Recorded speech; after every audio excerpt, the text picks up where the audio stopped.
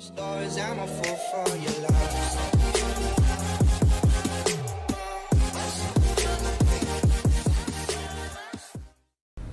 Hey everybody, Rock here. You guys can follow me on Twitter at life_Rocky. You can also follow me on Instagram at one word, ROCKPITRE. That's my name. Today's video is essentially an update on our counseling sessions, our therapy. This week I met with my counselor Joseph on a one-on-one basis. She wanted to meet with us individually just to get a better sense of who we were as individuals so that she can further help us in our commitment to improving our relationship as a couple. So she asked me a series of questions, but I'll just talk to you guys about the main question which led to a long conversation. But her question was, why do you want to come here? What is your intention? What's the reasoning behind you wanting to come here?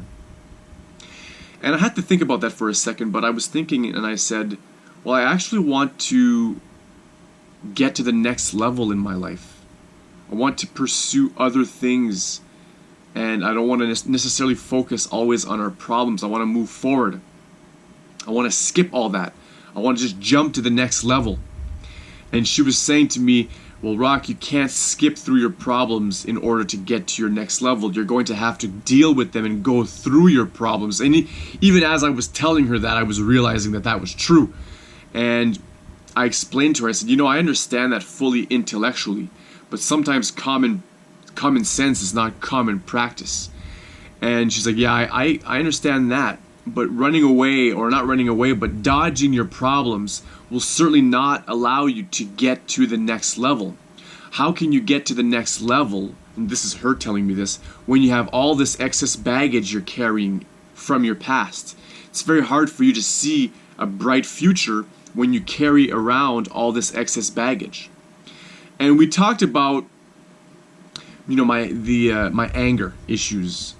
And this is something that I had come to the realization before, but I talked to her about it as well. I said, well, I understand that I have to work on my anger issues, but it's also a bit deeper than that. It really boils down to sadness. It's the sadness that fuels the anger. The sadness underneath the anger that fuels it, right? And she's like, well, why do you think you're sad? And I was like, well, I'm sad because, first of all, I am coming to the realization that my parents aren't necessarily the heroes I thought they once were. And I think we all go through that a little bit, as we transition from childhood to adulthood. We start seeing the real world for what it is, and with that, seeing our parents for who they really are. And so a lot of us go through that phase where we don't necessarily see our parents as our heroes anymore. But if you add sexual abuse, betrayal, lying, breaking trust, if you add all that to the mix, it really can complicate things, for lack of better words.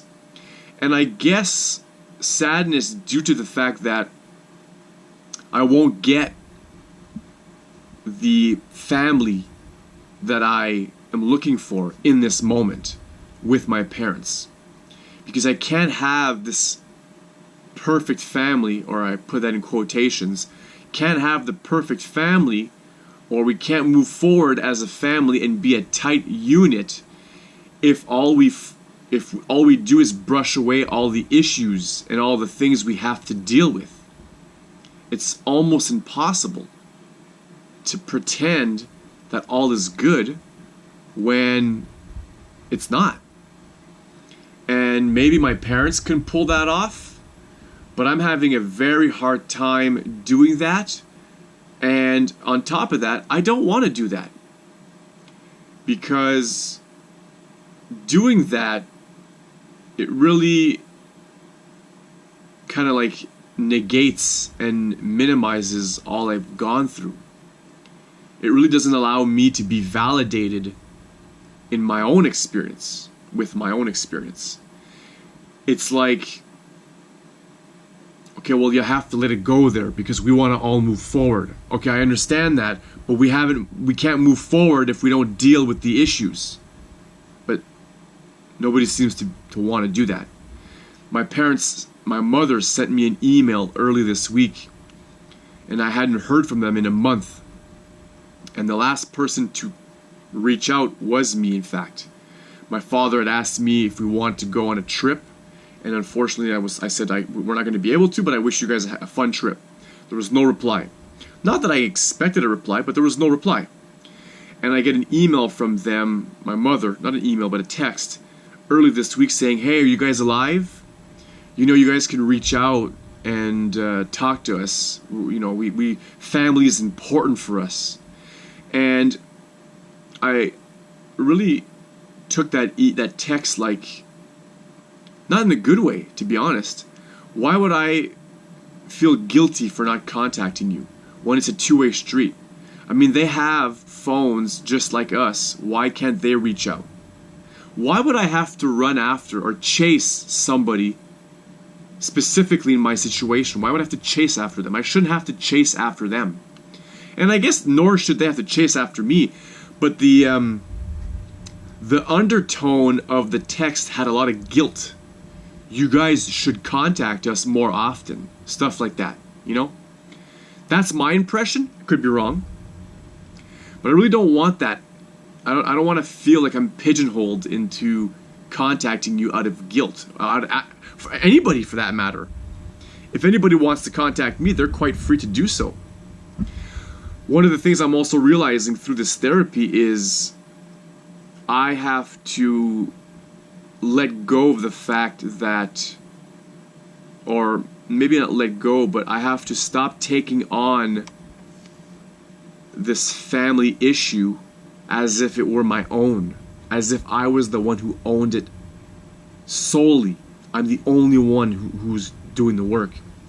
I have to understand that my parents, they dropped the ball. They made mistakes, and that belongs to them. And by doing that, it allows me to release some guilt, some shame, and also understand further that it's not all my fault, that they in fact did me some harm. I guess I have this urge to continue to please them, and not blaming them is part of that. But it goes further than not blaming. It's almost like they did no wrong. Now it's all up to me. I guess I'm learning that from them. It's this whole sweeping everything under the carpet. And it never works. Trust me, guys, I've been trying to do it for like 20 years. Sweep it under the carpet. Sweeping my issues under the carpet.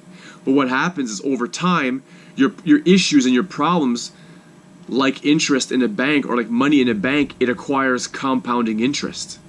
And then that interest of your problems spills over onto other problems, which has its own compounding interest, and it's just a snowball effect after that. Then next thing you know, you're a hot mess and you don't know who you are. But by allowing myself to feel these emotions, and allowing myself to understand that it's okay to be vulnerable in my emotions, it's actually making me stronger. And isn't that what we all want, in a sense? To be stronger individuals so we can help others around us? To find a bit of resilience through tackling our issues? To find maybe a bit of resolve? And also a sense of who we are as individuals, right? I hope these videos help you guys. I'm learning a lot that these therapy sessions have provided me with an understanding that there's always going to be continued growth within me, and I really want you guys to pursue continual or continuous growth for yourselves. It really has allowed me personally to learn more of who I am, and I can just imagine, I've only been to 2 sessions, but I can just imagine how it's going to further develop as we go along. I want to wish you guys a great weekend. Have yourselves a great day. Much love. Please like, share, comment, subscribe. Have yourselves a great day. Peace.